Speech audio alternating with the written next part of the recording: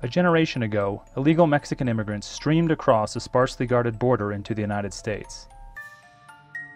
But today, crossing illegally is much more dangerous. They all had guns and machetes, but they said if everybody got their money, then no one would harm us. Drug lords and bandits now control smuggling routes, scaring off all but the most hardened migrants. Many are like these deportees who have made the trip before. Va a pasar ahorita ahí a la banca, la va a atender el oficial, por favor. This is Damien Cave reporting from Tijuana, Mexico.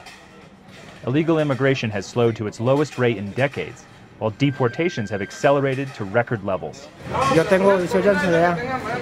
Look, I've been in the U.S. for 18 years.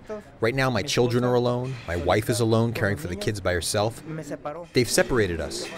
Desperate to return to their families in the U.S., deportees now constitute a growing proportion of those still risking the journey north. ¿Tienes algún familiar que vive en Estados Unidos, ya sea cónyuge, padre, madre, hijos, hermanos? Toda mi familia. ¿Toda tu familia? Many end up trapped in Tijuana, living precariously, sometimes for years.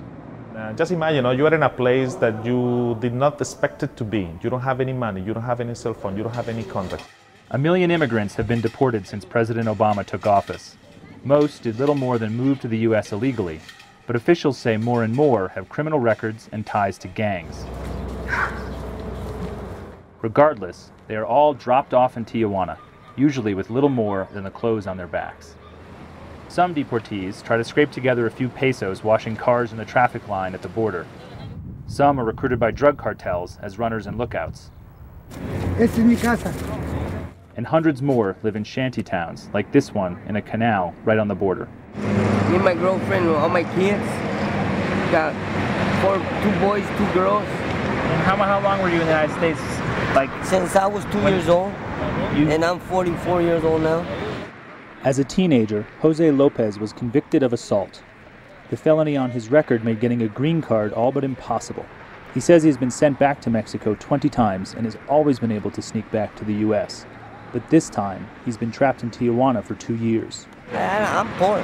I ain't got no money. But there's a way, there's a will, there's a way. In the 1980s, hiring a coyote in Tijuana to smuggle a migrant north cost only $75. Since then, the cost has risen to around $4,000, too expensive for most deportees. You can see an increase in the amount of undocumented people that are here, who are deported, who can't go back home, and they're just staying here, like me. Eric Gomez was deported from Orange County several years back for driving without a license. He says jobs are hard to find in Tijuana, particularly for deportees who often lack proper identification here in Mexico, just like they did in the United States. And I found this in the trash, so I'm gonna sell it. Unable to earn money to pay a smuggler to take him back to California, Gomez turned to drugs and alcohol. You don't have money, you don't have a home, you don't know where your family is, and you become depressed and start drinking. Many of the guys here are alcoholics, but many fall into drugs too. On the streets, deportees regularly fall victim to con artists, thugs, and even the local police. A patrol car stopped me and they asked me where I came from. I told them I came from the United States and was just deported. Jose Gomez says the police stole his money. I had about $500. They took all of it and threw me in the paddy wagon as if I was a criminal. You need support, right? You need somebody to help you out.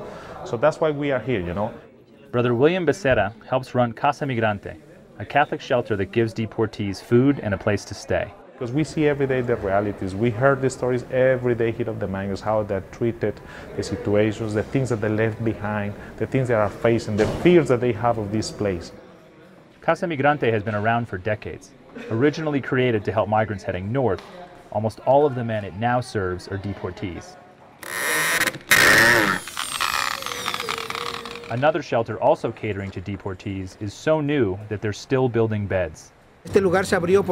This place opened because we saw the demand. So many people they are sending, too many to fit in the space. A lot of deportees find it hard to leave border towns like Tijuana.